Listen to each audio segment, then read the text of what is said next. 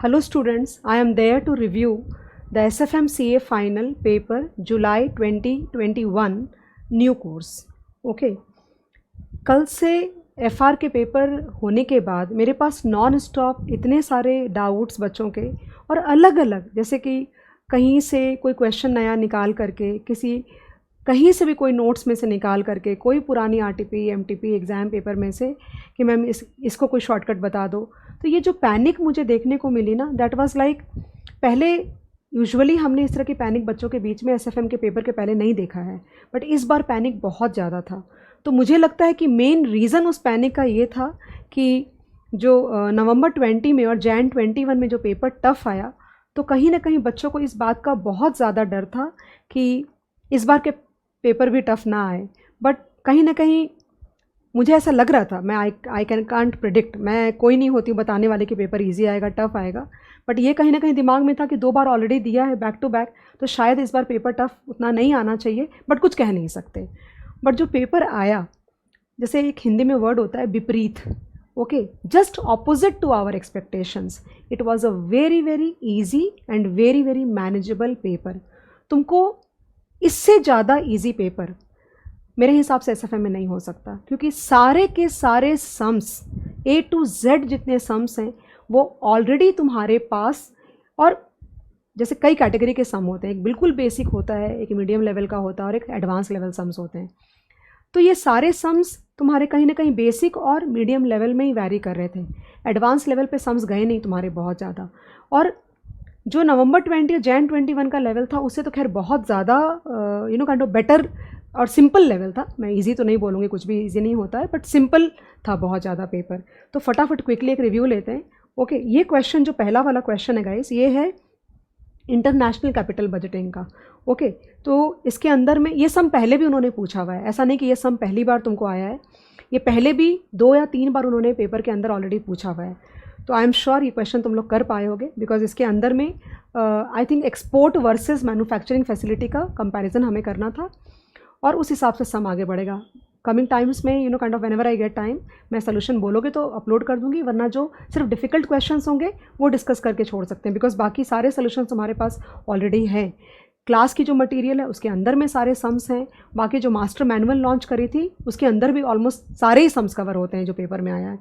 तो मुझे लगता नहीं तुम्हें सोल्यूशन की ज़रूरत पड़ेगी एज सच। ओके, तो this question was from forex international capital budgeting. I am sure everybody would have done it. Okay, जो अगला क्वेश्चन है यहाँ पे, अगला क्वेश्चन, ये क्वेश्चन पे मैंने बहुत एम्फसाइज़ किया हुआ है क्लास में पढ़ाते समय, और बहुत डिटेल में, कम से कम 40-45 मिनट्स ले करके।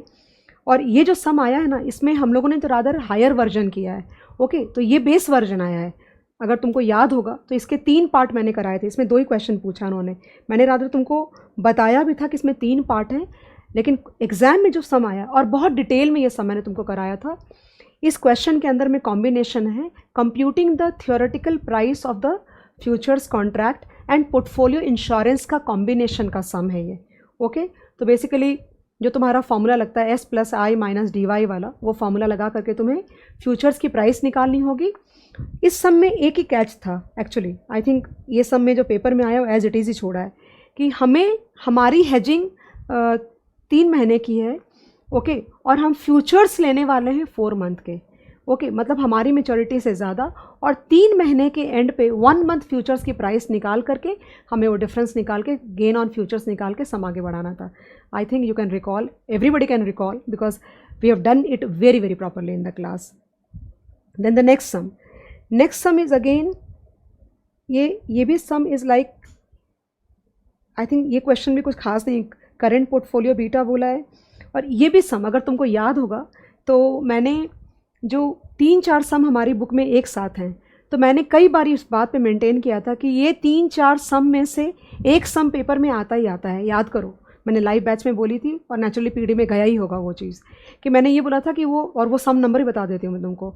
आई थिंक डेरिवेटिव्स में क्वेश्चन नंबर 10 एंड 11-12 के 13 3-4 क्वेश्चन है लाइन से, उसमें से मैंने तुमको बोला था कि इन 4 में से एक क्वेश्चन हमेशा पेपर में आता है। इस बार एक नहीं, देखो ये वाला भी उस वहाँ से ही है, ये वाला B वाला भी वहाँ से ही है, और उसके बाद ये वाला जो A वाला है वो भी उसमें से ही है। ओके ना, फिर ये क्वेश्चन है, आई think it is a very very first question of interest rate risk management में स्वैप में ये पहला सम है तुम्हारे, और अच्छे से हम लोग सब ने किया है, मुझे नहीं लगता कि कोई भी दिक्कत होनी चाहिए। ये नॉर्मल स्पेक्यूलेशन यूजिंग स्वैप का जो टॉपिक हम कर रहे थे, नॉर्मल फिक्स्ड टू फ्लोटिंग का आंसर निकालना होता है। तुम्हें फिक्स्ड लेग का आंसर निकालना है, फ्लोटिंग लेग का आंसर निकालना है, देखो ना यहाँ पे जा रहा है तुम्हारा, और थर्ड नेट सेटलमेंट का आंसर निकालना है। I am sure everybody would have done this question also. Okay, and theory is also very very manageable actually. And then this question is again, this question is like तुमने ये CA inter में काफ़ी सारे questions किए होंगे ना, तो तुमको रेशियोज दिए हुए रहते हैं और तुमको इनकम स्टेटमेंट बनानी होती है। उस कैटेगरी में भी ये सबसे आसान कैटेगरी है actually, it's a very easy question. तुम ऐसे टर्नओवर रेशियो से सम को चालू करोगे और इनकम स्टेटमेंट तुम्हारी बन जाएगी यहाँ पे। तो मैं तो क्या डिस्कस करूँ, ये भी बात हो रही है यहाँ पे। इट्स वेरी वेरी लाइक अच्छा सम है, बहुत पेपर बहुत अच्छा है, आई am really happy for you. ये गाइस इसमें फॉरेक्स का सम है, और मैं हमेशा से क्लास में मेंटेन करती आई हूँ कि नेटिंग पे सम आता है, देन उसके बाद लीडिंग एंड लैगिंग पे सम आता है, लेकिन इनवॉइसिंग पे प्रॉपर सम इन्होंने आज तक नहीं पूछा है। तो this is a proper sum on invoicing. तो बेसिकली तुम्हारा जो एक्सपोजर होता है उसको तुम हर करेंसी के साथ चेक करते हो कि कौन सी वाली करेंसी में तुम्हें हाईएस्ट, ये क्या चीज़ का एक्सपोर्ट का है, तो हाईएस्ट इनफ्लो जिस करेंसी में होगा उसमें तुम इनवॉइस सजेस्ट करोगे। इस क्वेश्चन का सलूशन बना करके एक आध दो दिन के बाद I will try to upload on the YouTube.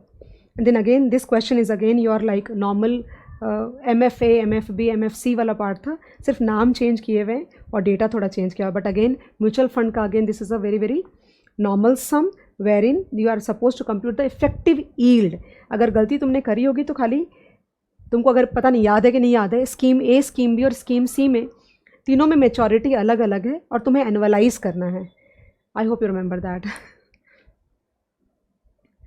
Then उसके बाद अगेन ये this is also like convertible bonds का सम है, and we have done quite a lot of sums in this category and everybody was very very comfortable. मैंने बोला था तुमको प्लीज़ अच्छे से करके जाना, ये टॉपिक पढ़ाते समय बोला था, कल परसों तो नहीं बोली मैं, पढ़ाते समय बोला था, क्योंकि तुम्हें देखने में बहुत ईजी लगेगा ये, लेकिन जब अगर पेपर में 5 मार्क्स के लिए आ गया, कितने मार्क्स के लिए आया है, 8 मार्क्स के लिए आया रादर, अगर 5 मार्क्स के लिए आ गया तो तुम्हें याद नहीं आएगा कैसे करना है। क्योंकि क्या होता है, जो बहुत डिफ़िकल्ट चीज़ें होती हैं उसको हम बहुत फोकस करते हैं, और जो ईजी चीज़ें होती हैं उनको हम इग्नोर करते चल, और इतना इग्नोर करते कि पेपर में आ गया तो हम लिख नहीं पाते।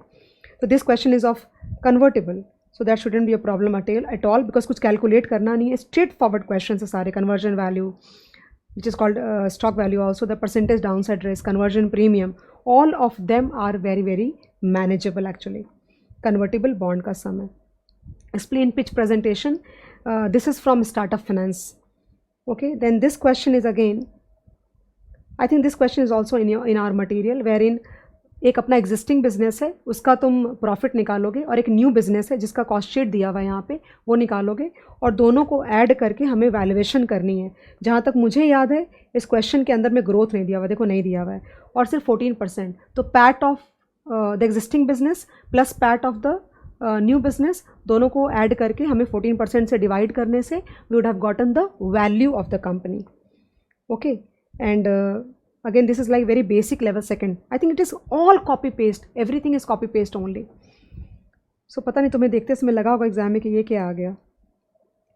okay, then this one is again, देखो यहाँ पे दिया हुआ है बीटा,